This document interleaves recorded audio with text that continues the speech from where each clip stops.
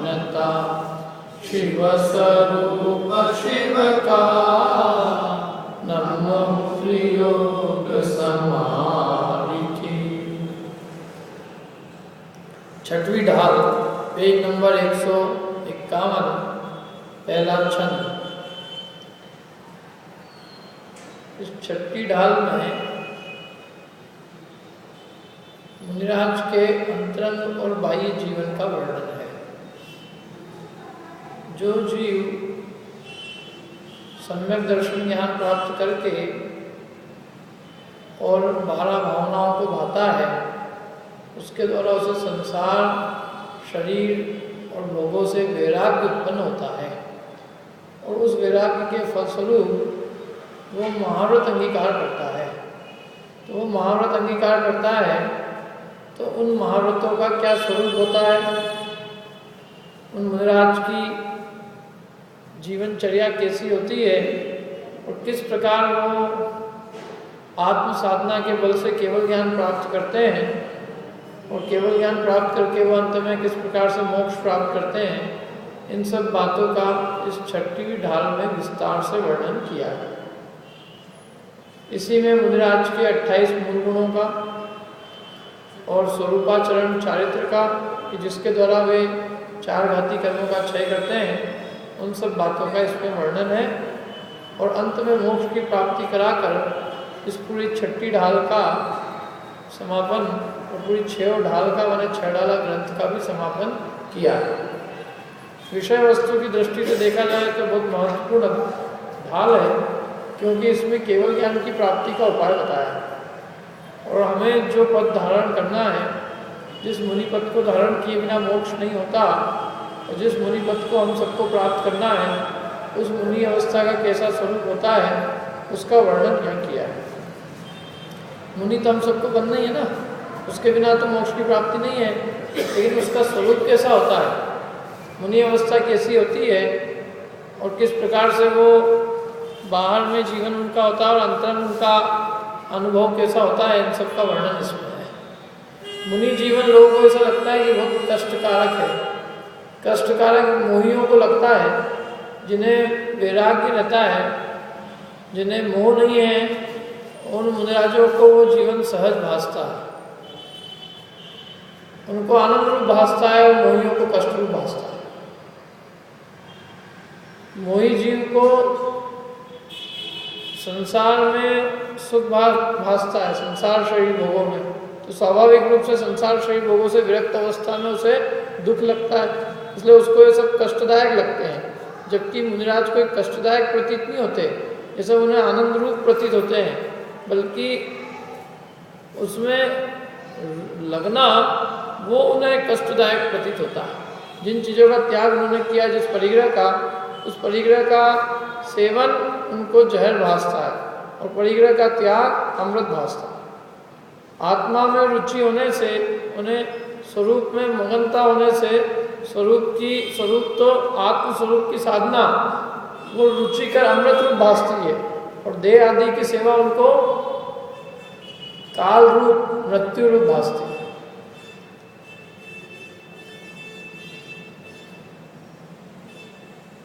क्या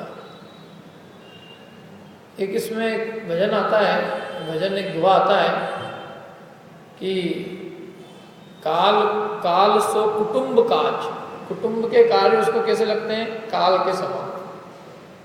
लोक लाज गारसी, नीच सो नरेश पद, नीच सो मिताई, घर वाई जाके जागारसी, कीच सो कनक जाके, मीच सो मिताई, घर वाई जाके गारसी। कीच सो कनक जाके, कनक किसके समान वास्ता है, कीचड़ के समान। नीच सो नरेश पद, नरेश पद किसके समान वास्ता है, अत्यंत हीन। नीच सो मिताई, मित्रता कैसी भासती है, मृत्यु के समान। गर्वाई,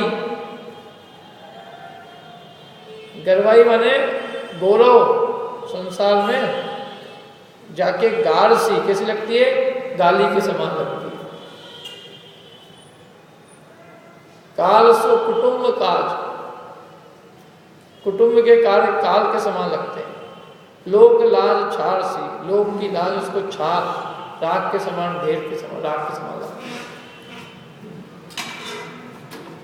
उनकी परिणति अलग ही होती है। तो इस प्रकार की परिणति से युक्त होने से उन्हें इन सब कार्यों में दुख नहीं लगता। ये जो है ना दुख, मोह की वजह से अपने को दुख दिखता है। कई लोगों को लगता है इतने परीक्षा सहन करते, एक टाइम भोजन करते हैं, ये करते वो करते। अरे सहज उनको, उनमें तो आनंद बढ़ता है। भोजन का जब राग ही नहीं होता, एक टाइम खाने में दुख लगता है, एक टाइम नहीं खाने में दुख नहीं लगता है। जिसको क्रिकेट का मैच चलता है ना, तो उसको माँ जब पकड़ के खिलाती है तो उसको खाने में मज़ा नहीं आता है। कहाँ में मज़ा आता है? देखने। इंडिया पाकिस्तान का मैच चल रहा हो और फाइनल मैच चल रहा हो, समझ लो फाइनल या पाक वर्ल्ड कप के अंदर, तो आदमी को खाना जबरदस्ती माँ पकड़ के, तो उसको इतनी जल्दी होती है कि वो खड़े खड़े ही ला क्या, हाँ ऐसे खाता है, बड़े बड़े भी ऐसे ही खाते हैं। उसका होश कायम है गेम देखने में। उस गेंद पे यदि मतलब कुछ पड़ जाए चौका, तो वो मुंह का मुंह में रह जाए, उसके अंदर ही नहीं कटक सकता। क्या ऐसा रस आता है उसमें, एक जो जिनको अभी तक अपन लोगों को तो सब खत्म हो गया, लेकिन जिस जमाने में होगा तब के विचार करना कैसा आ रहा था। क्रिकेट खेलने के अंदर रस आता, खेलने वाले को कुछ सोच नहीं पड़ती, सुबह से चले जाते हैं, 11-12 बज रही है, न भूख लग रही है, न प्यास लग रही है, न गर्मी है, न सर्दी है, बस लग रहे हैं चौके तो लग रहे हैं। जिसको जिसका रस होता है, ताश पत्ती वाले ताश पत्ती में लग जाते सुबह से ही चालू। क्या जिसका जिसमें रस होता है वो सब जगह ढूंढ लेता है। चप्पल जूतों में मैंने ताश खेलते हुए देखा, लोग चप्पल जूते बिछे हुए हैं, रास्ते में लोग ठोकर मार रहे हैं, 10 गाली बक के जा रहे हैं, फिर भी वहाँ रेल में ताश खेल रहे हैं। कुछ नहीं। तो इसलिए ये सब चीज़ें उस दृष्टि से विचार करना, ये कष्ट सहन करने का नाम मुनि दशा नहीं है। मुनिराज का जब वो आनंद में झूलते हैं अपने आत्मा के, और जब देह के प्रति उनको कोई खबर नहीं होती है, उस समय उनका जैसा जीवन होता है उसी को हम मुनि जीवन कहते हैं। मुनिराज 28 मूल गुणों को पालते नहीं है, बल्कि जिन मुनिराज के 3 कषाय चुकड़ी का अभाव होता है, जिनको आत्मा में प्रचुर आनंद आता है, उनका जो जीवन होता है उस जीवन को 28 मूल गुण नाम से कहा जाता है। वो जो करते हैं वो 28 मूल गुण है, वो 28 मूल गुण नहीं करते, वो जो करते हैं उसका नाम 28 मूल गुण हो जाता है। क्या मुनिराज इरिया समिति से नहीं चलते, मुनिराज जो चलते हैं जिस प्रकार से, उसका नाम इरिया समिति। मुनिराज भाषा समिति से नहीं बोलते, मुनिराज जैसा बोलते हैं उस बोलने का नाम भाषा समिति है। ये कोई ध्यान से ही रखना पड़ता है। 4 हाथ आगे की जमीन देख के चलो।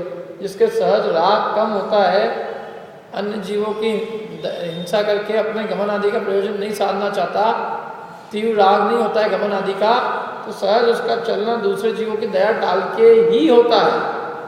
जब बोलते हैं तो हितमित प्रिय वचन ही बोलते हैं, आड़ लेते हैं तो दोषों को टाल के ही आड़ ग्रहण करते हैं। ये सब काम अपने आप होता है सहज, समझ है ना।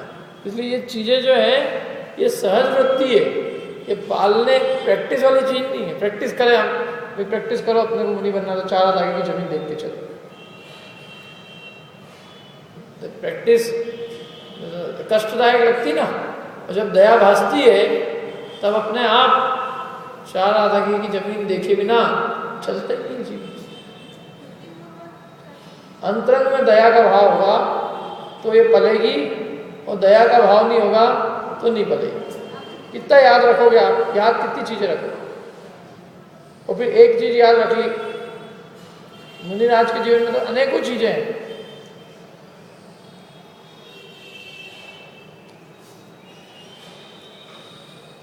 जिसकी किसी की सगाई हो गई, तो जिससे उसकी सगाई हुई उसको याद रखना पड़ता है कि याद अपने आप याद रह जाता है। याद रखना पड़ता है क्या? याद रखो भैया, ये याद रखना तुम अब कि इनसे तुम्हारी हो गई है सगाई, भूल मत जाना कभी कि किसी बातें करो, भूल मत जाना।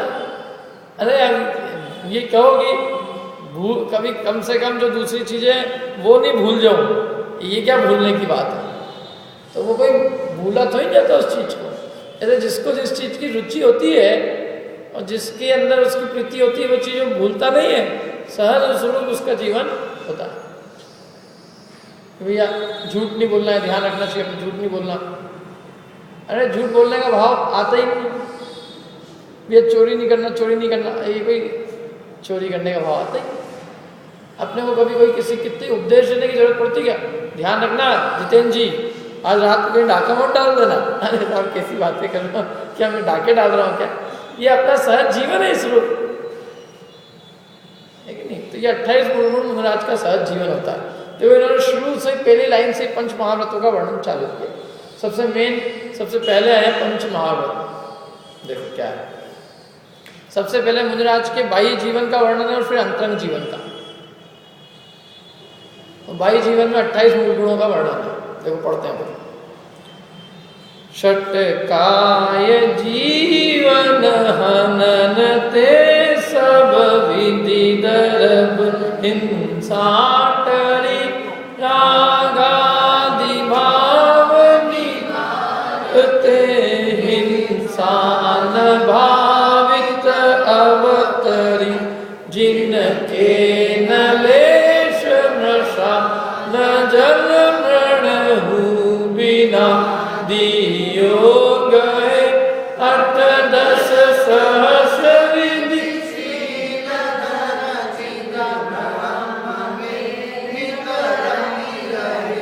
षट काय जीव न हननते, 6 काय के जीवों की हिंसा नहीं करते।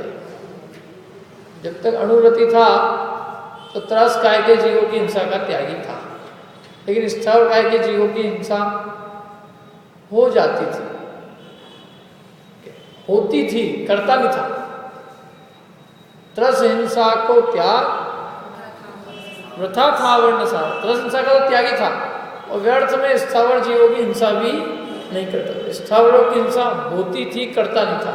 होती थी मतलब वो तो टालने की कोशिश करके जितना बचने की कोशिश हो सकती उतनी बचने की कोशिश करता था, फिर भी हो जाती थी। अब यहाँ तो बचने मतलब होने की बात ही नहीं है, यहाँ तो 6 काय के जीवों की हिंसा का पूरी तरह से परिहार है, त्याग। 6 काय कौन कौन से?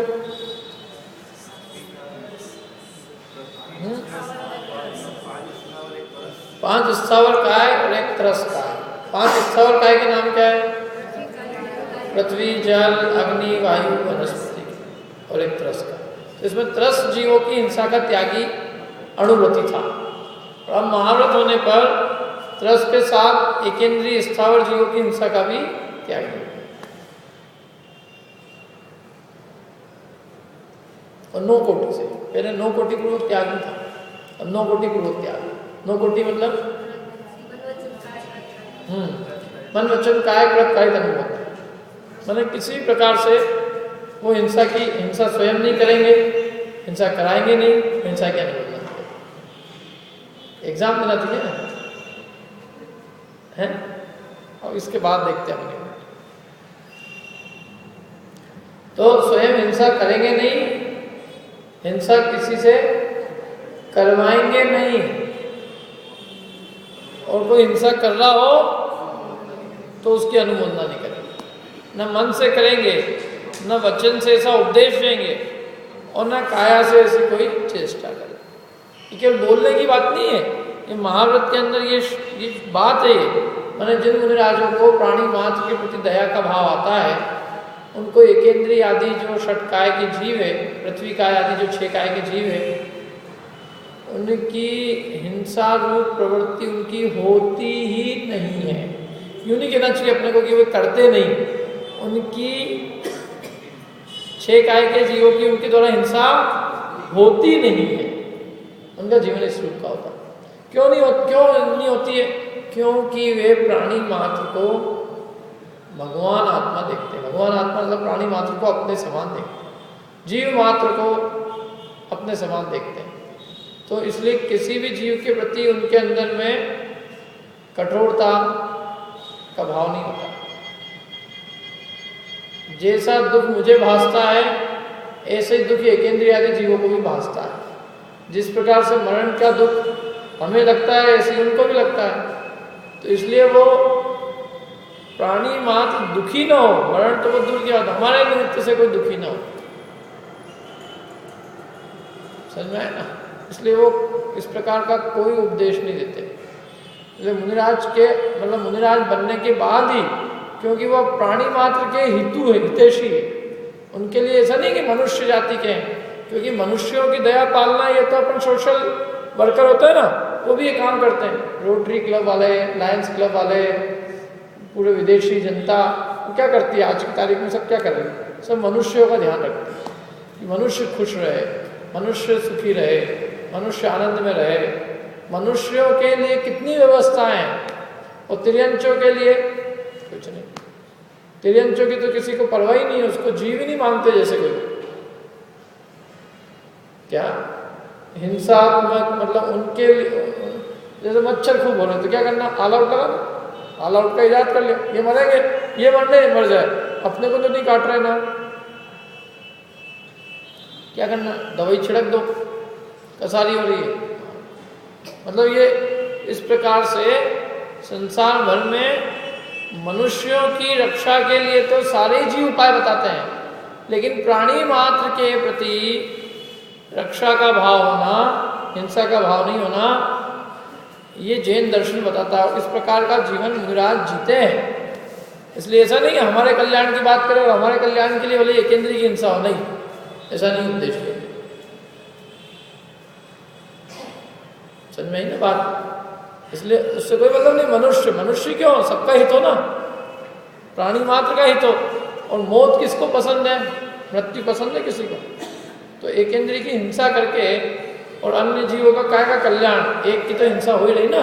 तो इसलिए वो मुनिराज कभी भी इस प्रकार का उपदेश नहीं देते जिससे किसी प्राणी मात्र को कोई प्रकार का कष्ट पहुंचे। देखो, जो जैसे अपने को अपने प्राण प्यारे हैं, ऐसे प्राणी मात्र को अपने प्राण प्यारे। गृहस्थ अवस्था में चीज संभव नहीं है। क्यों नहीं है संभव? क्योंकि उसको अपने लिए भोजन बनाना है, मकान बनाना है, जल लेके आएगा, अग्नि जलाएगा, वनस्पति का छेदन भेदन होगा। तो वो पृथ्वी का आदि का स्थावरों की हिंसा से वो बच नहीं सकता। लेकिन अब मुनि अवस्था में तो इन सब की कोई जरूरत ही नहीं है। पृथ्वी खोदने का कोई काम नहीं है, जल भरने का कोई काम नहीं है। जल भर के सामने वाला कोई दे देगा अपने आप कमंडल के लिए, पीने के लिए अपने हाथों में आ जाएगा। है अग्नि वो स्वयं जलाएगा अपने भोजन के लिए, उनके निमित्त से अग्नि नहीं जलेगी।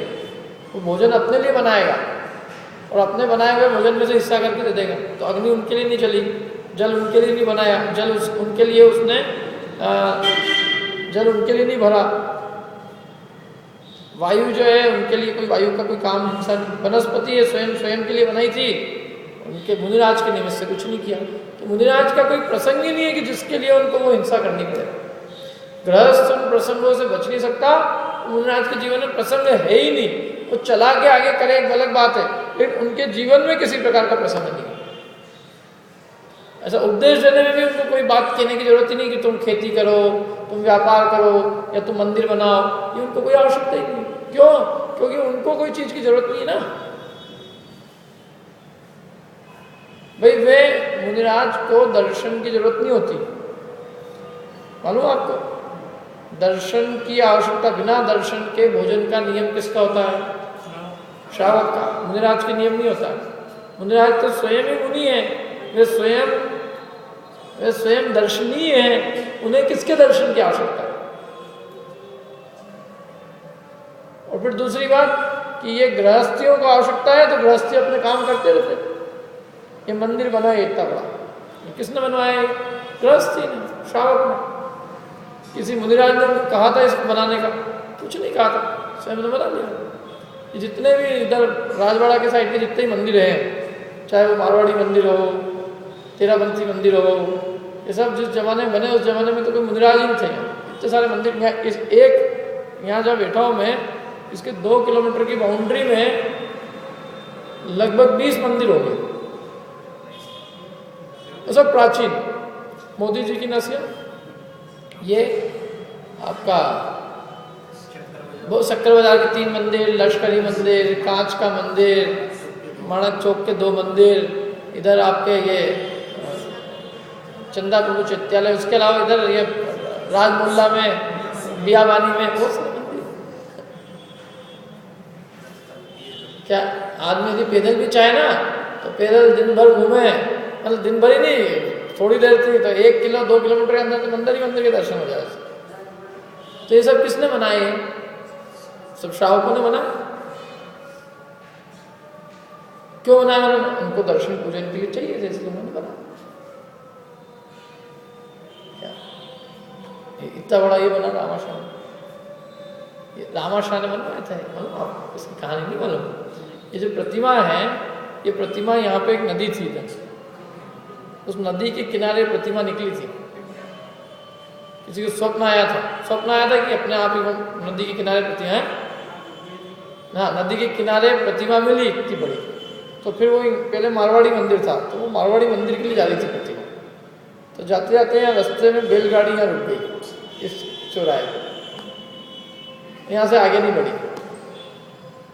तो उस दिन फिर रात को सब लोग यहीं ठहरे गए। तो एक रामाशाह छाबड़ा थे, ऐसा पुराना उसमें लिखा हुआ मिलता भैया, मैं अपने लिए कुछ नहीं कह रहा, इधर से कोई। तो उनको स्वप्न आया ये कि जो है ये यहीं मंदिर, यहाँ पे मंदिर बनेगा, इस स्थान पर मंदिर का निर्माण होगा, ये प्रतिमा यहीं विराजमान होगी, यही मंदिर है। मंदिर बना अच्छा बढ़िया, प्रतिमा विराजमान है। अच्छा इसे गाड़ी के ऊपर है?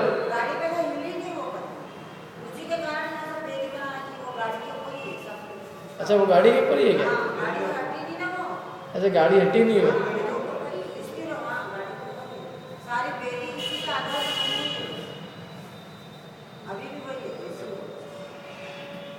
और दिशा भी इसलिए तो उस मुंह की तरफ मुंह है उसका, अब वो ऐसे ले जा रहे थे, अब वो दिशा भी नहीं हटा सकते, दिशा भी नहीं, पश्चिम दिशा की तरफ।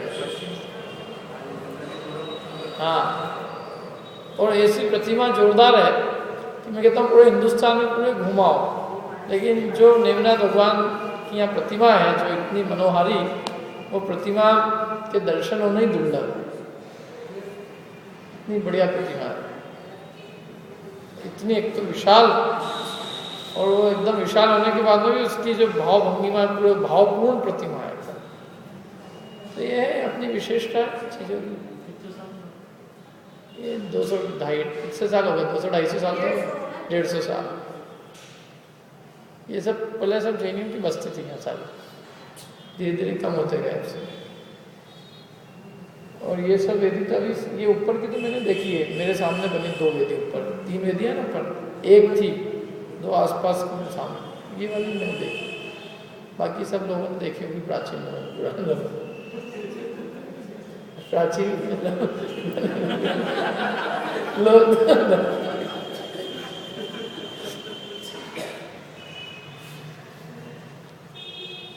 ऐसे मारवाड़ी मंदिर है, लश्करी मंदिर है, कांच का मंदिर है, मोदी जी की नसिया है। तो ये सब चीज़ें हैं, इसलिए ये सब अपने आवश्यकता है, अपन करो ये सब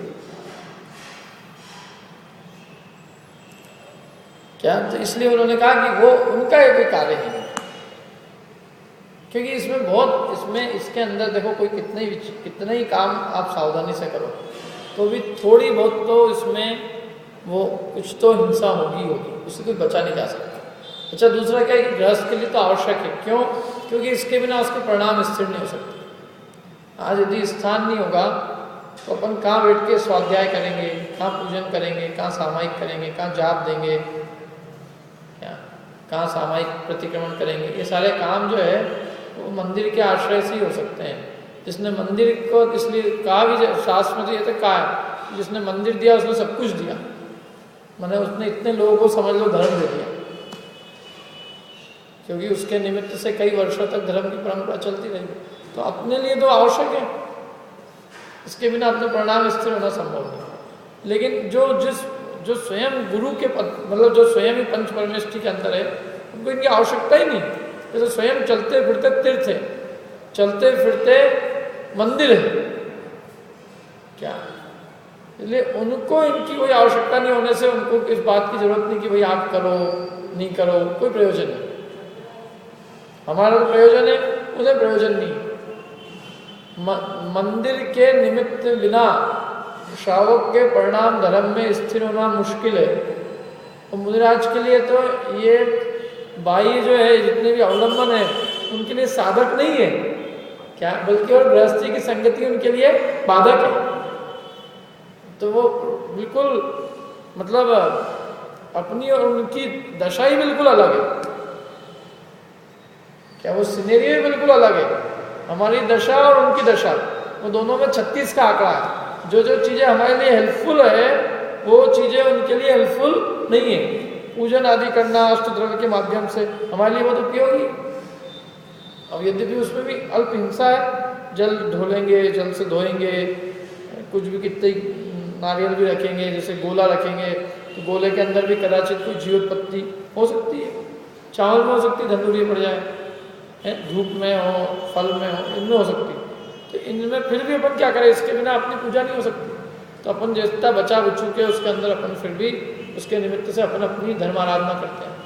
अब वो उनके लिए आवश्यक नहीं, वो पूज्य है स्वयं ही, उसके लिए आवश्यक नहीं। 3 कषाय चुपड़ी का अभाव है उनके, तो इसलिए वो मतलब उनका केस ही बिल्कुल अलग है। क्या इसलिए जो अपन अपने चश्मा जो है ना, अपना चश्मा, वो सबसे पहले तो वो चश्मा अलग रख के, अपना चश्मा अलग रख के और जिनवाणी का चश्मा रखे और जिनवाणी के चश्मे से देखे आगम के परिप्रेक्ष्य में कि आगम क्या कहता है। तो आगम तो कहता है किसी प्रकार की हिंसा न करते हैं, न कराते हैं, न करने की उपदेश देते हैं। स्वयं भी करते नहीं, करवाते नहीं। कोई करता हो तो उसकी अनुमोदना नहीं करते, ये भी नहीं कहते कि तूने काम अच्छा किया। वो करे सो करे, न अच्छा किया न कर, न स्वयं करेंगे, न कराएंगे, न अनुमोदना।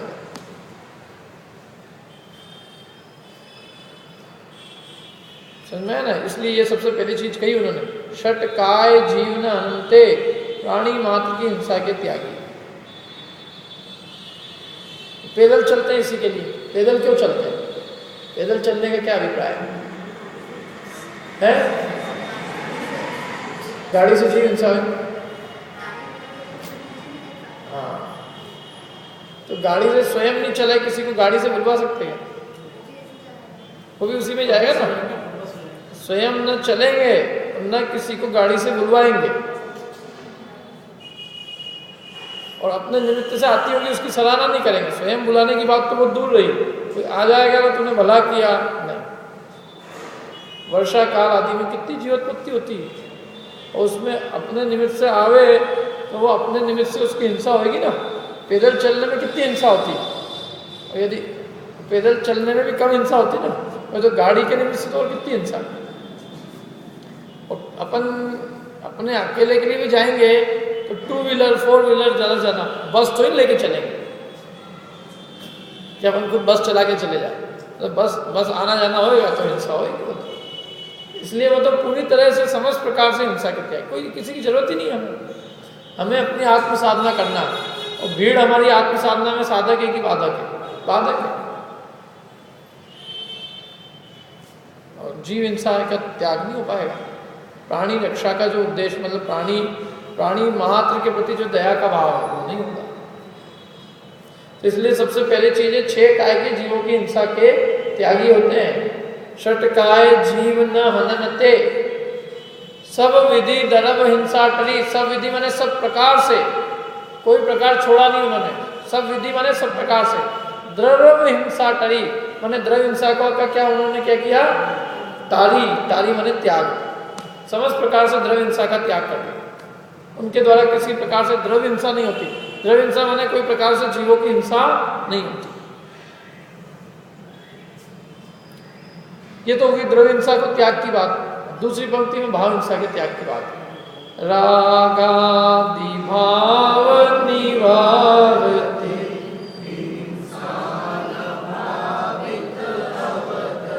रागादि भाव निवारते माने रागादि भाव का निवारण करने से हिंसान भावित अवतरी, जो भावों में हिंसा का अवतरण भी नहीं हुआ, माने भाव हिंसा का भी त्याग कर दिया।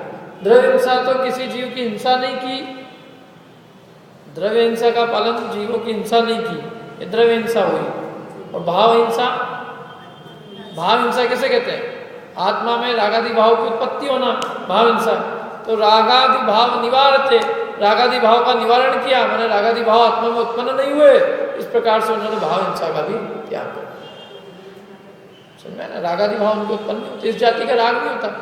ये जिस जाति का राग है, ये गृहस्थ का भूमिका का राग है।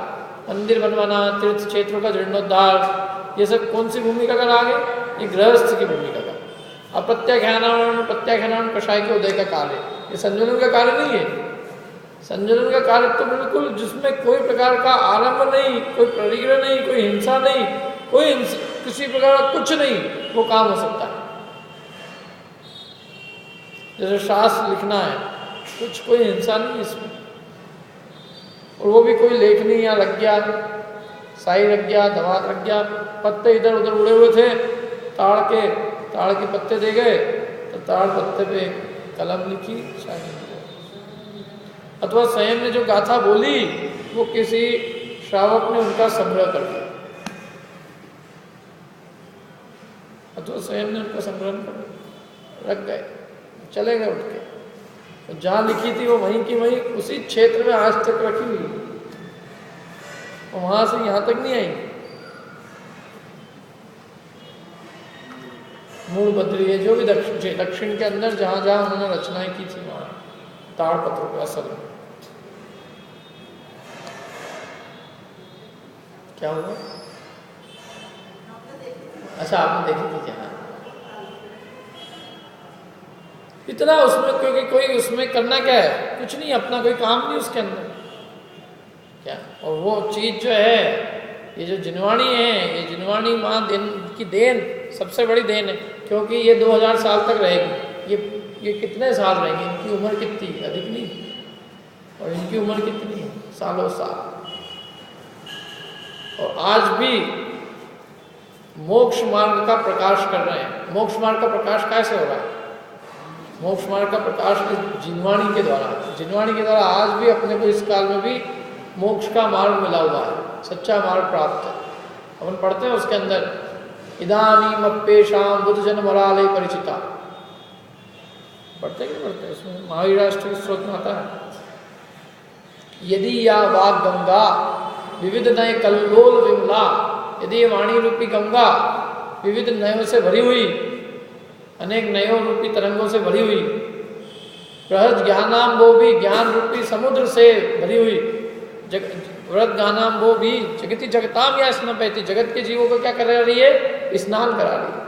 इदानीम अप्येषां, आज भी बुद्ध जन मराले, बुद्धिमान रूपी हंसों के द्वारा आज भी वो उसका परिचय, माने बुद्धिमान हंस, बुद्धिमान रूपी हंस आज भी उस गंगा में, कौन सी? जिनवाणी रूपी गंगा में आज भी नहा रहे। इदानीम अप्येषां बुद्ध जन मरालय परिचिता महावीर स्वामी नैनपथ काम, यदि या वाग गंगा विविध नए कल्लोल विमला, बृहद ज्ञानाम वो भी जगति जगताम स्नपैति, इदानीम। एक से एक बातें, नहीं तो क्या है? यदि ये नहीं होती तो किस भांति पदार्थ पाति, कहाँ रहते रहते अविचारी, तो किस भांति, यदि अपने को मार्ग नहीं मिलता तो कैसे अपन जो है वस्तु के स्वरूप को प्राप्त करते? कहाँ रहते रहते अविचारी, क्या बने रहते? अविचारी बने रहते। इसलिए काम तो बाहर में तो द्रव्यंसा नहीं होना, और अंतरंग में रागादि भाव नहीं होना।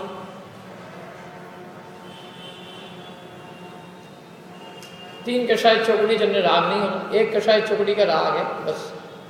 वो एक कषाय चौकड़ी का राग माने कैसा है? जैसे जल में खींची हुई लकीर, आई और चली गई, आई और चली गई, क्षण भर में। अंतर्मुहूर्त से अधिक उसकी स्थिति नहीं रहती। अंतर्मुहूर्त से यदि अधिक का कषाय का परिणाम है तो नियम से संज्वलन से अधिक वाली है। 15 दिन से अधिक है तो प्रत्याख्यानावरण वाली है।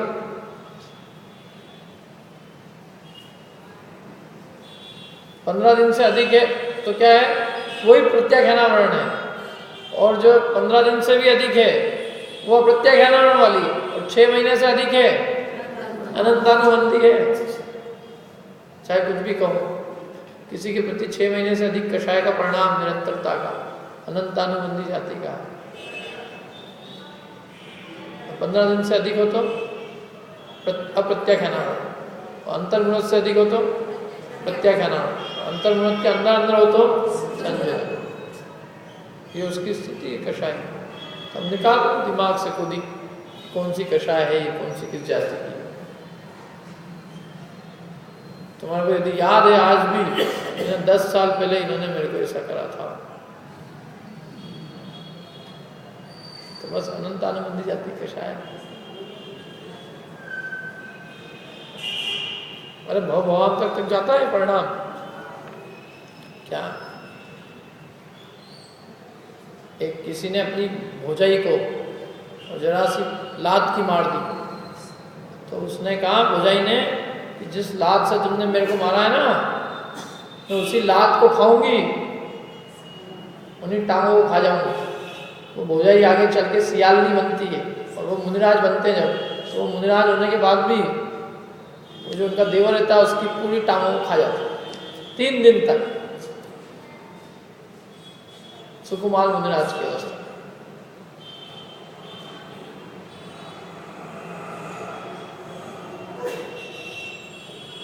संस्कार की बात है, इसलिए ये संस्कार कषाय का है, तो वो 2 किलो कौन सी जाति की कषाय। अरे जो महादया के सागर, जिनके नाम के स्मरण मात्र से दुष्ट जीवों के परिणामों में शांति आ जाए, क्या ऐसी जिनकी अद्भुत क्षमा, अद्भुत दया, कि महादुष्ट व्यक्ति जो उनके निमित्त से 7वें नरक की आयु बांध ले, मतलब उनको उनके ऊपर कुत्ते छोड़ दे, क्या छोड़ दे, कुत्ते 500 कुत्ते, और कुत्ते नहीं कुछ करे तो बाद में सांप डाले मरा हुआ, और भी अनेक प्रकार से भीषण उपसर्ग करे, और ऐसे जीव के प्रति भी ऐसी उत्कृष्ट जाति की क्षमा कि उसको भी बिल्कुल बराबर समान धर्म वृद्धि का आशीर्वाद, और इतना ही नहीं, उसको भी धर्मोपदेश। ये कोई सामान्य जाति की क्षमा है? 500 कुत्ते भी अपने एक कुत्ता कोई छोड़ दे।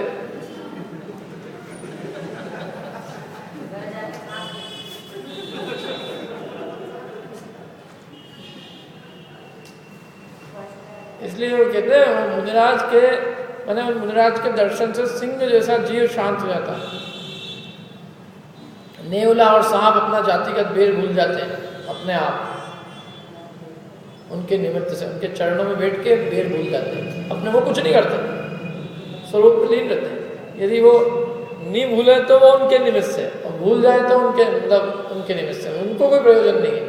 भूले तो ठीक, नहीं भूले तो ठीक, क्या मतलब, वो तो उनकी मुद्रा की शांतता की बात है कि देखो उनकी मुद्रा, देखो उनकी शांत छवि, कि जिसको देखकर जन्मजात बेरी भी अपना बेर छोड़ देते हैं।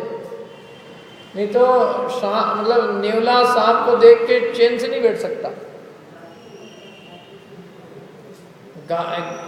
शेर जो है गाय को छोड़े, मोर सर्प को छोड़े, लेकिन मोर, सांप, नेवला, गाय, शेर सब एक साथ बैठे रहते हैं। जैसे आपने कई मंदिरों में चित्र भी देखे होंगे, एक ही घाट पे दोनों पानी पी रहे हैं। काय के निमित्त से? उन मुनिराज की शांति के निमित्त से। वो स्वयं के अंदर में कितनी परम शांति होगी कि जिनकी मुद्रा को देखकर अन्य को शांति उत्पन्न हो जाए। उनका नाम तो दूर की बात है, केवल उनकी मुद्रा देखी, उत्तर में शांति आ गई। जंगल की तिरंच अपने जातिगत बेर को भूल जाए, धन्य है ऐसे मुनिराज। और वो तो वही आगे चल के, उन्हीं की बात है कि वो आगे चल के थोड़े से काल में केवल ज्ञान को प्राप्त कर लेते हैं। इतनी उनके अंदर में परम शांति रहती है। अनेक भवों का शत्रु होवे, बेरी होवे, उसको ऐसे क्षमा कर देते हैं कि आंख तक उठा के नहीं देखते। वो स्वयं जीव उनके चरणों में नतमस्तक हो जाता है। लेकिन वो उसका कोई मतलब उसका प्रतिकार नहीं करते, किसी के प्रति उनको भेदभाव नहीं, मतलब उनकी दृष्टि में उनका कोई शत्रु है ही नहीं। उनको तो प्राणी मात्र के प्रति मित्रता का भाव है, सबके प्रति करुणा का ही भाव है। ऐसी अद्भुत क्षमा होती है। तो रागादि भाव निवारते, रागादि भाव का उन्होंने क्या किया, निवारण किया, किसी के प्रति राग भाव नहीं, इसलिए उनके भावों में भी हिंसा का अवतरण नहीं होता, किसी चीज का राग नहीं, ख्याति का कि पूजा का कि लाभ का, इष्ट जनों का, मित्र का, समाज का, गांव का, देश का, परिवार का, किसी का कुछ राग मतलब समस्त इन सब चीजों से वे ऊपर उठ गए। जो जितना राग उनके शेष है वो केवल ज्ञान से, केवल ज्ञान को रोक, मतलब वो यूं कहें कि केवल ज्ञान के अंदर, केवल ज्ञान की प्राप्ति होने में पूर्ण वीतरागता की प्राप्ति होने में जो अल्प बाधक है, क्या बस उतना ही राग है कि जितने के अंदर वो पूर्ण वीतरागता रुकी हुई है, माने वो उतना भी चला जाए तो वो क्षण भर में पूर्ण वीतरागता को प्राप्त कर, इतना ही राग है, अधिक नहीं, संजलन जाति का राग है। इसलिए कहा कि रागादि भाव निवारते, माने रागादि भाव का निवारण करने से हिंसान भावित अवतरी, उनके भावों में हिंसा अवतरित नहीं होती। जिनके न लेश मृषा, जिनके लेश भी झूठ नहीं है, छल कपट नहीं है, झूठ छल कपट निंदा ये सब झूठ के भेद है। पढ़ना आप सावध, मतलब पर दूसरों की निंदा के वचन ये झूठ में आते हैं, चुगली के वचन झूठ में आते हैं, गाली चुगली छल कपट ये सब झूठ के भेद है। सावध्य वचन, हिंसात्मक वचन, क्या गर्हित वचन, तू किसी को मतलब निंदा के वचन, ये सारे जो है झूठ के भेद है। लक्ष्मीगण शावकाचार्य ने सब दी, अपने झूठ के अंदर पढ़ाया भी था इसे। अप्रिय वचन, जो प्रिय नहीं लगे, हितकारी नहीं हो, ये सब झूठ का परिवार है। चुगली, गाली, निंदा सब झूठे। झूठ मतलब ऐसा नहीं कि जैसा नहीं देखा जाना वैसे ही कह देना वो झूठ है, बल्कि झूठ का परिवार माने सब झूठ है, जो भी हितमित प्रिय नहीं है वो सब झूठ है।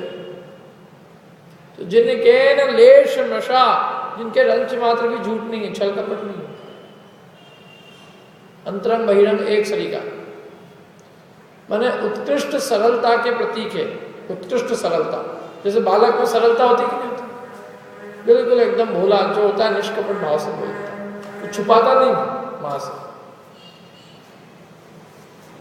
जिनके न लेश मृषा न जल मृण हूं बिना दिए, तो हुई अचोरी की बात, असत्य सत्य की बात कि उनके सत्य महारथ है, इसलिए रंच मात्र भी उनके द्वारा झूठ बोलने में नहीं आता। और इसके सारे भेद है, आप पढ़ना इसके सत्य के कितने भेद है। 10 प्रकार के सत्य होते हैं, वो 10 प्रकार की सत्य भाषा ही बोलते हैं, उसके अलावा किसी प्रकार का असत्य नहीं बोलते। सावध्य वचन होते हैं ना, जो किसी के हिंसात्मक वचन होते हैं, झूठ के, हिंसा करने के, चोरी करने के, किसी को परिग्रह जोड़ने के, ये व्यापार आदि कराने के, ये सब सावध्य वचन कहलाते हैं। इन सब वचनों के मुनिराज त्यागी होते हैं। और जिनके न लेश मृषा न जल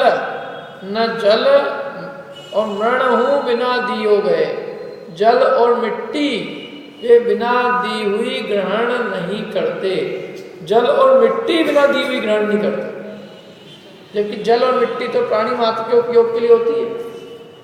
जमीन पे अपन जा रहे हैं तो धूल लेना है अपने को, तो धूल के लिए अपने को क्या पूछना पड़ा है किसी से?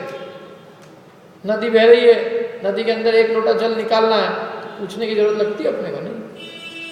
अणुव्रति को कोई जरूरत नहीं पूछने की। जो जन सामान्य के उपयोग की चीजें होती है, अणुव्रति उसको लेने के लिए किसी से नहीं पूछता। मिट्टी और जल बिना पूछे ग्रहण कर सकता है, लेकिन मुनिराज मिट्टी और जल को भी बिना पूछे नहीं ले सकते। जिसका वहाँ अधिकार होगा उसे पूछना पड़ेगा।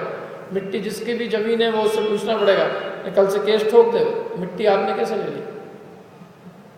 अधिकार नहीं है उनका मिट्टी को, 1 बूंद जल नहीं ले सकते। कोई अन्य के अधिकार की वो देवे बात अलग है, लेकिन स्वयं कोई जल नहीं ले सकते। स्वयं किसी कमंडल जैसे ऊपर से झरना बह रहा है, कमंडल रख लो, नहीं ले सकते, मिट्टी नहीं ले सकते।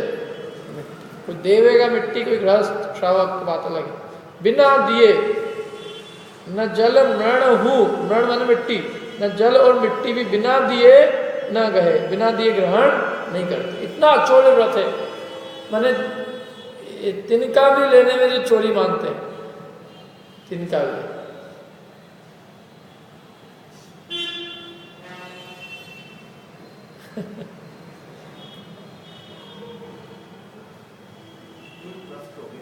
है तो केवल ज्ञान तो वही प्राप्त करें कि केवल ज्ञान की बात है, और इसमें कोई तकलीफ तो ही नहीं है आपको लेने के लिए कोई ने बाध्य किया। ये सब चीजें ऐसी नहीं, असंभव है।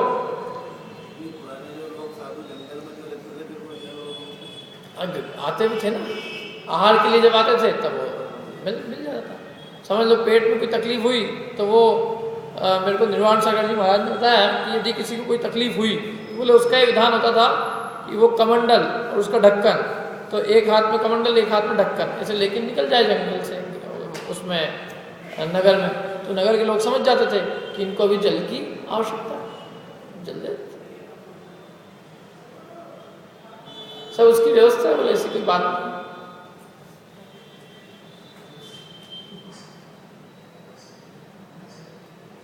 क्योंकि कोई चीज की वास्तव में आवश्यकता क्या है, क्या यदि आवश्यकता हो तो छुल्लक एलक का पद है ना, जहाँ इतना भी आवश्यकता है कि भाई अभी थोड़ी बहुत आवश्यकता है हमारे को, अभी इसके बिना काम नहीं चलेगा, तो इसके लिए फिर उन्होंने 11वीं प्रतिमा छुल्लक एलक है ही सही उसके लिए। ये तो ऐसा है कि जो स्वयं छोड़ना चाहता है, मतलब पदवी धारण करने के लिए नहीं है, ये विरक्त हुआ है जी, इसको किसी प्रकार का कुछ चीज मतलब एक अणु मात्र की भी आवश्यकता है ही नहीं। क्योंकि देखो कोई भी चीज लेना किसी से, तो लेने में देने वाले की इच्छा ना हो तो उसके प्राण दुख सकते हैं कि नहीं दुख सकते, तो उसके प्राण दुखेंगे तो हिंसा का भी दोष लगेगा, तो चोरी का दोष लगेगा, जबरदस्ती किसी से कुछ चीज लेना मांगना करना, यहाँ तक कि दान भी यदि थोड़ा सा जबरदस्ती होवे तो वो चोरी का दोष लगता है उसका। बिना दिए सो खून बराबर, और बिन मांगे देवे सो दूध बराबर। इच्छा नहीं अपनी जबरदस्ती कर दिया, तो पंडित जी आपके नाम से लिख दिया तो तूने लिख दिया होंगे, हमको देना होगा तो हम अपने स्वेच्छा से देंगे ना, तुम्हारे लिखने से क्या होगा। और यदि हम ऐसे दे भी देंगे तो वो तो तुम्हारा खींचातानी किया हुआ है, हमारे मान के लिए हुआ वो हमने अपनी स्वेच्छा से नहीं दिया। हम तो स्वेच्छा से ऐसी जगह देंगे खुद निकाल के खोज के जहाँ उसका 1 रुपये का 1.25 रुपये में चलेगा। क्या हमारा रुपया 1.25 रुपये में चलना चाहिए, हमारा 2 रुपया अठन्नी में चले हमको पसंद ही नहीं। क्या हम तो 1 रुपया देंगे तो उससे उसके फल में उतना लाभ मिलना चाहिए ना। तेरे कहने से क्या है, कुछ भी तुम्हारा क्या है, तो तू कहेगा मंत्री अध्यक्ष दे भैया और कहाँ लगाएगा तू बता, अच्छा हिसाब बता तेरा, इधर आ तू बता कहाँ लगाएगा, तेरे जरा जितना भी अकाउंटिंग है वो ट्रांसपेरेंट रख सिस्टम पूरा, सबसे पहली तारीख को 1 अप्रैल को हिसाब बाहर लगा क्या है, कहाँ मैंने कितने रुपये खर्च किए, क्या है वो सुझाव आमंत्रित है सबके, जिसने जिसका वो तो कोई बात ही नहीं ना। इसलिए कोई मुनिराज जो है वो जबरदस्ती मतलब किसी को प्रेरित, कुछ ही कोई बात ही नहीं है उसके अंदर, क्या जबरदस्ती के किसी भी रूप को प्रेरित नहीं करेगा। जिस चीज को छोड़ दिया एक बार, जिस प्रपंच से छूट गए वो किसी उसमें क्यों जाएंगे। इसलिए जल मृण हूं बिना दिए गए, जल और मिट्टी भी बिना दिए ग्रहण नहीं करते। तो और सब चीजों की तो क्या बात करें, चश्मा और भी क्या, मोबाइल फोन अथवा बैग, कॉपी, पेन, स्टेशनरी दूसरी, क्या इन सब चीज़ों की तो क्या बात करें अपन। ये तो ऐसी दशा होती है कि जो अपने निज से ही आत्म साधना कर सकता है, जिसे एक पुस्तक की भी आवश्यकता नहीं है। पुस्तक का भी यदि अवलंबन है और पुस्तक के बिना धर्म साधना न होए तो परिणामों में जो है अस्थिरता और परिणामों में आकुलता हो सकती है। नहीं मिलेगी किताब तो क्या करेंगे, और फिर किताब चाहिए, किताब तो किताब के एक स्थान से दूसरे स्थान किताब लेके से जाए, क्योंकि 2 हाथों में तो पीछे का मंडल ही आ सकता है ना, तीसरा हाथ तो है ही नहीं, फिर किताब कहाँ रखेंगे। तो ऐसे ऐसे चलेंगे कैसे, और नहीं तो फिर एक आदमी चाहिएगा, अब आदमी तो आदमी रहते हैं क्या उसको समझ लो पीछे दी कमंडल दिया, उसको कमंडल दिया, अब वो तो भैया बीच में बात करने लग गया, और वहाँ पहुँच गए, वो कहाँ है, वो तो वही है, बोलो पीछे। तो आकुलता होगी कि नहीं होगी? पीछे नहीं आई, कमंडल नहीं आई, जिनवाणी नहीं आई, आते आते बीच में कुछ हो गया उसका, तो इसलिए वो सब पराधीनता है, कोई काम ही नहीं। अपने हाथ में जो आ सकता है वो अपन लेके चल सकता है, पीछे और एक कमंडल। वहाँ जब पहुँच गए, उस जगह किसी ने जिनवाणी दे दी, वहीं रखी है, पढ़ ली, कोई दिक्कत नहीं, लेकिन उसको ले लेके चलना, क्या उसकी पूरी व्यवस्था जुटाना, वो बहुत आकुलता का काम है। वो तो पूरी लाइब्रेरी लेके चलो फिर साथ में, और एक लाइब्रेरी के साथ में सारा परिग्रह आ जाएगा। फिर किताब चाहिए तो किताब के लिए बैग भी चाहिए, बैग देने वाला भी चाहिए, बैग देने वाला चाहिए तो उसको मतलब उसको सेट करने वाला, उसको सेट करके रखो। एक व्यक्ति चाहिए नौकर जो काम करे बराबर को। ये कौन करेगा ये सब? जिससे सबसे जिस जंजाल से छूटने के लिए बने थे, तो जंजाल तो फिर आ गया वहीं का वहीं। तो वही तो मैंने कहा कि उनको आवश्यकता नहीं है, वो इतनी उत्कृष्ट भूमिका है वो कि वे स्वयं चलती फिरती जिनवाणी है। वो जो लिखते हैं, जो बोलते हैं, वो जिनवाणी हो जाता है। वो जिनवाणी नहीं पढ़ते, वो जो पढ़ते हैं, जो बोलते हैं, वो जिनवाणी है।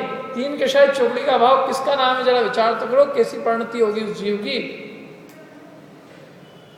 कितनी उनकी प्रचुर स्वसंवेदन, प्रचुर आत्मानंद में झूलते होंगे कि जिनको अंदर बाहर निकले तो कोई बात ही नहीं है, एक आत्मा के अलावा और कोई चर्चा नहीं है, निकले तो बस आत्मा की चर्चा करें।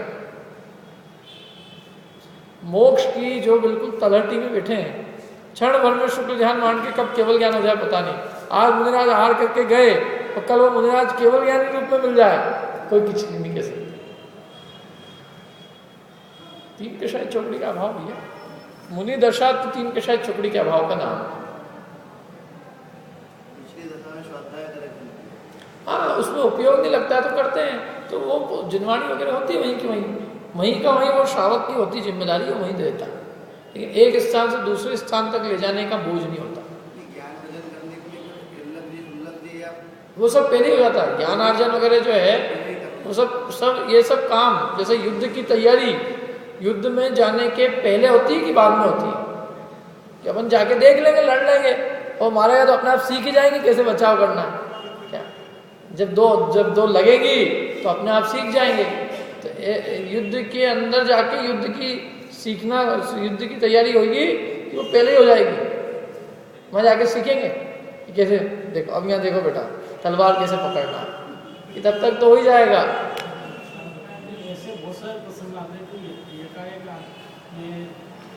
तो ये एकाएक की बात ही नहीं है ना, यही तो कह रहा हूँ मैं। युद्ध में एकाएक नहीं जाया जाता, जाएगा तो वो फिर क्या होएगा उसका।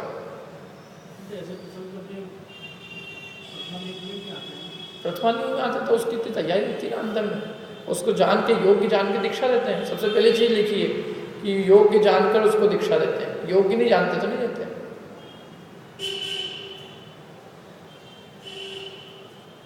उसकी इतनी योग्यता नहीं होती तो देते ना। जो आचार्य परमेष्ठी होते परम वीतरागी। और दूसरी बात कि धर्म का भय होता था, मैंने पाप का भय, और धर्म के अंदर जो शिथिलता ना, उतनी जिम्मेदारी को उतना जिम्मेदार व्यक्ति स्वयं होता था। और उसकी पात्रता देखते थे, ऐसा नहीं सम्यक दृष्टि है कि नहीं है, तत्व का ज्ञान है कि नहीं है, फिर उसको देते थे। और फिर भी कदाचित कोई कमी रह जाती थी तो उसको निकालते भी थे। लेकिन बहुधा ये तो ये राजमार्ग नहीं है। राजमार्ग तो ये है कि वो सब पहले से तैयारी करके उतरे मैदान में नहीं उतरेगा तैयारी करके तो मुंह की बल खाएगा। क्या ये वहाँ जाके तैयारी नहीं होती, ये तो तैयारी तो पहले से हुई होती। इसलिए तो 11 प्रतिमाएं कही ना, वो 11 प्रतिमा का एक कही उसको अभ्यास के लिए कही। और 11 प्रतिमा के पहले सम्यक दर्शन और उसके पहले सम्यक दर्शन के पूर्व का आचरण है अभक्ष का त्याग। मैं तो कहता हूँ कि ये जो पूरी जो प्रॉपर तरीका है, जो सीढ़ी, वो उस सीढ़ी से ही तो चले तो सही पहले। अब यहाँ तो क्या होता है कि एक चीज़ कोई करने लग जाए तो लोग घर वाले कहते बस तुम तो मुनि बन जाओ, मुनि बन जाओ। मैंने कहा भाई क्या किया हमने, केवल आलू प्याज छोड़े, जमी कन छोड़े हैं, एक आध चीज़ छोड़ दी तो उसमें ही तुम हमको वहाँ पहुँचा रहे हो। जरा यहाँ आओ और सीखो पहले कि क्या होती है। 11 प्रतिमाएं होती है, एक एक प्रतिमाओं का पूरा विस्तार होता है, व्रत प्रतिमा होती है, 12 व्रत होते हैं, 12 प्रकार के व्रतों का निर्दोष रूप से पालन, फिर वो काम होएगा। तुम तो बस हम कुछ करने लगे ना, तुम घर ही छोड़ दो, घर ही छोड़ दो, क्या घर वाले पत्नी जो है और कुछ एक ही हथियार है उनके पास। तो ये ऐसी चीज तो ही नहीं, ये पूरा इसका विधिवत आचरण है। ना सब चीजें वहीं अपनी उसकी परीक्षा हो जाती है कि भाई कितना मेरा अभी सेवन, कितनी मेरी अंतरंग तैयारी कितनी है, बाहर की तैयारी कितनी है। और फिर सहनन होता था, फिर मृत्यु की कीमत पे भी छोड़ते नहीं थे, इतना उस ली हुई प्रतिज्ञा के प्रति आदर भाव बढ़ता था। आज के जीव ऐसे नहीं है, अब तो छोटी छोटी प्रतिज्ञा भी लेते हैं तो इनको लगता है कि अरे अपने से नहीं निभ रही है, कोई बात नहीं, कल देख लें। प्रतिज्ञा तोड़ने में इनको कोई डर नहीं है, प्रतिज्ञा तोड़ने का कोई भय नहीं लगता, प्रतिज्ञा लेना इनके लिए खेल मात्र है। तो ऐसे जीवों के लिए तो बहुत तैयारी की आवश्यकता है। भाई तुम अब जो प्रतिज्ञा ले रहे हो, पहले उसकी पूरी देख लो कि वो प्रतिज्ञा निभेगी कि नहीं निभेगी। लेने का दोष है, प्रतिज्ञा नहीं लेने का इतना बड़ा दंड नहीं है जितना प्रतिज्ञा लेके भंग करने का डर। और तुम छोटी ले लेके उसको तो पूरी पालो, तुम बड़ी लेके और उसमें दोष लगाओ, इसकी जगह छोटी लेके उसको पूरी तरह से निर्दोष पालो। अणुव्रतों का पूरा सेवन करो, अणुव्रतों का पालन करो। 1 प्रतिमा, 2 प्रतिमा, 3, 4, 11 प्रतिमा है ना। दर्शन प्रतिमा, व्रत, सामायिक, पुरुषोत्तपवास, सचित त्याग, रात्रि भोजन, ब्रह्मचर्य, आरंभ त्याग, परिग्रह त्याग, अनुमति त्याग, उद्दिष्ट त्याग। 11 सीढ़ी पे चल रहे पहले, फिर उसको लगे कि हाँ मेरी पूरी तैयारी हो गई है तो बहुत बेखटक धारण करे, कोई दिक्कत नहीं है। लेकिन क्रम क्रम से, हर चीज क्रम से होगी तो कोई दिक्कत नहीं, और क्रम भंग करके करेगा तो दिक्कत होगी। अब ये तो ठीक है, आगे देखो और पढ़ते हैं। तो जिनके न जिलेश न जल मरण हूँ बिना दियो गए, 8-10 सहर्ष विधिशील नर चिद ब्रह्म में नित रमी रहे। काय में रमे हैं? चिद ब्रह्म, चैतन्य ब्रह्म माने चैतन्य आत्मा में निरंतर रमे रहते, माने उसका रसपान करते हैं। तो ब्रह्मचर्य का निर्दोष पालन किसके बल से होगा? आत्मिक आनंद के बल से। यदि आत्मा में आनंद महसूस नहीं होगा तो ब्रह्मचर्य का निर्दोष रीति से पालन नहीं होगा, परिणाम शिथिल हुए बिना नहीं रहेगा। क्या परिणाम बाहर में जाएगा? उस परिणाम को अपने में लगाए और अपने में रमण हो, इतना जबरदस्त रमण कि मेरे को तो अपनी चैतन्य आत्मा के अलावा और किसी में रमण करने का भाव ही उत्पन्न नहीं होता, तो सहज ब्रह्मचर्य का पालन होता है। ब्रह्मचर्य का पालन करते नहीं होता है। जिसको पर से रमने का भाव नहीं होता उसके ब्रह्मचर्य पलता है, और जिसको अपनी आत्मा में रमने का भाव होता है उसका अपना पलता है। और जिसको अपनी आत्मा में रमणता नहीं है तो वो कहीं ना कहीं तो रमणता करे ही करे, और फिर नहीं कहीं ना कहीं रमणता करे तो उसके अपने आप पर वस्तु में रमण करने का भाव आए बिना नहीं रहेगा। भले द्रव्य से नहीं करेगा वो सेवन, काया से सेवन नहीं होगा, लेकिन उसके परिणामों में किसी न किसी प्रकार का विकार आए बिना नहीं रहेगा। समझा है ना?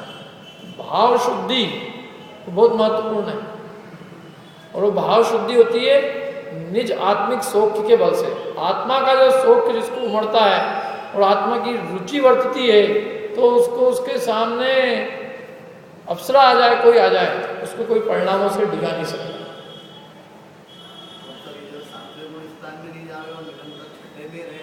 छठे में तो छठे का स्थान नहीं, छठे का काल ही अंतर्मुहूर्त है। अंतर्मुहूर्त से अधिक छठे में रहता ही नहीं, या तो वो ऊपर चले जाएगा 7वें में, या वो छठे से नीचे आ जाएगा। हाँ, मुनि अवस्था बाई में नहीं, यदि वो बाहर वेश रहेगा, लेकिन जो अंतरंग 3 कषाय चौकड़ी चलनी जो विशुद्धि है वो विशुद्धि नहीं रहेगी। वो तो सवाल नहीं उठता। 3 कषाय चौकड़ी के अभाव को टिकाए रखने के लिए निरंतर हर अंतर मुहूर्त में अपने आत्मस्वरूप का अवलोकन आवश्यक है, जरूरी उसकी शर्त। जरा भी शिथिल हुई, जरा भी असावधानी हुई और हर अंतर मुहूर्त में अपने आत्मा को नहीं देखा तो वो नीचे आए बिना नहीं रहेंगे। जैसे अपना माल है, बहुत कीमती माल, और भाई चलो कोई बात नहीं, 1 सेकंड के लिए आँख चली गई तो 1 सेकंड में कोई नहीं उठा पाएगा, लेकिन 1 सेकंड के अंदर अंदर वो वहाँ आ जानी चाहिए। यदि नहीं आई, यहीं आँख टिकी रही तो माल चोरी हुए बिना नहीं रहे। ऐसे अपनी निज आत्मिक निधि है तो उसकी हर अंतर मुहूर्त में संभाल आवश्यक है। यदि नहीं संभाल होगी तो कषाय रूपी चोर उस आत्मिक निधि को चुराए बिना नहीं रहेगी। या तो पूरी तरह उसी को देखते रहेंगे तो ऊपर चढ़ जाएंगे।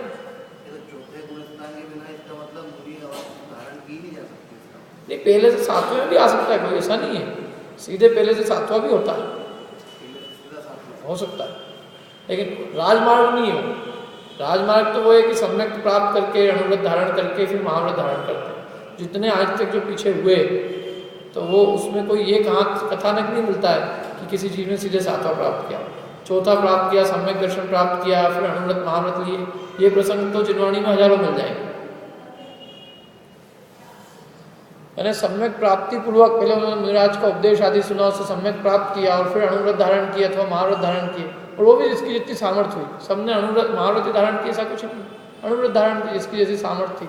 भगवान जिनेन्द्र के समर्षण में जाकर आता है कि नहीं आता, इतने लोगों ने श्रावक के व्रत धारण किए, इतनों ने महाव्रत धारण की। सब तरह के जीव रहते हैं, जिसकी जितनी सामर्थ्य होती है वो उस अनुसार ग्रहण करता है। अपनी जेब में पैसा देखना पड़ेगा, अपनी जेब में 98 है और तुम्हें 1 रुपये का माल चाहिए तो मिलेगा कैसे?